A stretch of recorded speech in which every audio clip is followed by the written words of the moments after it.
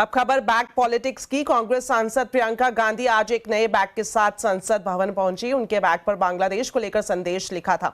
Message में लिखा था कि बांग्लादेश के हिंदुओं और ईसाइयों के साथ खड़े हों। इससे पहले कल प्रियंका गांधी जो हैंडबैग लेकर संसद पहुंची थी, उस बैग पर फिलिस्तीन लिखा था। प्रियंका गांधी की बैक पॉलिटिक्स पर यूपी के सीएम योगी आदित्यनाथ ने निशाना साधा है। आज यूपी विधानसभा में प्रियंका की बैक पॉलिटिक्स पर योगी आदित्यनाथ ने क्या कुछ कहा है, आइए आपको दिखाते हैं।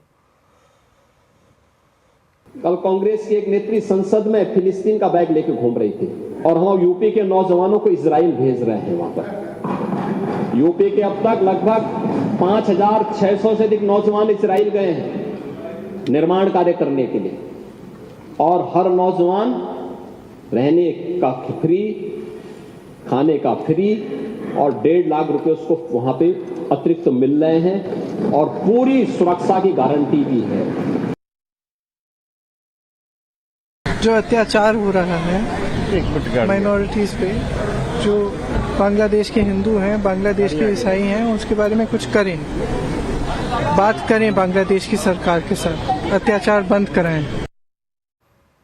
जीएसटी काउंसिल की बैठक में जोमेटो, स्विगी जैसे फूड एग्रीगेटर्स को राहत मिल सकती है। सूत्रों के मुताबिक फूड डिलीवरी पर जीएसटी दरें घटाई जा सकती हैं। इसके साथ ही ईवीज, यूज्ड और छोटी गाड़ियों पर जीएसटी बढ़ सकता है। डिटेल्स के साथ अब जुड़ गए हैं आलोक प्रियदर्शी। तो आलोक, आपसे जानना चाहेंगे जीएसटी काउंसिल की बैठक से किस तरह की खबर आ सकती है, क्या कुछ सस्ता और क्या महंगा होने वाला है?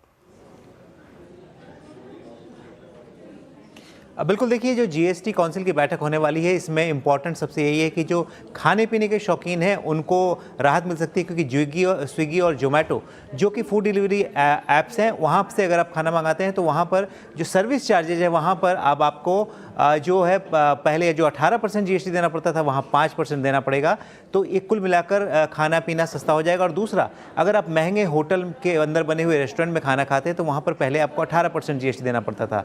अब लेकिन वहाँ पर होटल को ये विकल्प दिया जा सकता है कि जो होटल के अंदर रेस्टोरेंट है वहाँ पर खाना आकर खाते हैं तो वहाँ पर 5% विदाउट आईटीसी, यानी आईटीसी का बेनिफिट नहीं मिलेगा, लेकिन 5% जीएसटी चुकाना पड़ सकता है। तो ये दो खबरें जो हैं काफ़ी इंपॉर्टेंट हैं आम लोगों के लिए जो खाने पीने के शौकीन हैं। तीसरी खबर यह है कि जो पुरानी कार, यूज्ड कार होती थी, उसको बेचना महंगा हो जाएगा और वहाँ पर आपको ज़्यादा जीएसटी चुकाना पड़ेगा। पहले 12% जीएसटी चुकानी पड़ती थी, अब 18% जीएसटी चुकानी पड़ेगी। और ये ईवीज़ के साथ भी लागू होगा, क्योंकि ईवीज़ को अगर रीसेल में आप बेचते हैं तो वहाँ पर भी आपको 18% जीएसटी चुकानी पड़ेगी। हालांकि जो बड़ी गाड़ियाँ होती थी, डीजल की गाड़ियाँ होती थी, वहाँ पर पहले भी रीसेल करने पर, उसको दोबारा बेचने पर 18% जीएसटी चुकानी पड़ती थी। लेकिन अब जो छोटी गाड़ियाँ और पुरानी गाड़ियाँ होंगी उनको भी अगर बेचते हैं तो वहाँ पर आपको 12% के बजाय 18% जीएसटी चुकानी पड़ेगी। तो ये कुल मिलाकर कुछ इंपॉर्टेंट खबरें हैं कि 21 दिसंबर को जो जीएसटी काउंसिल की बैठक होने वाली है उसमें फैसला हो सकता है।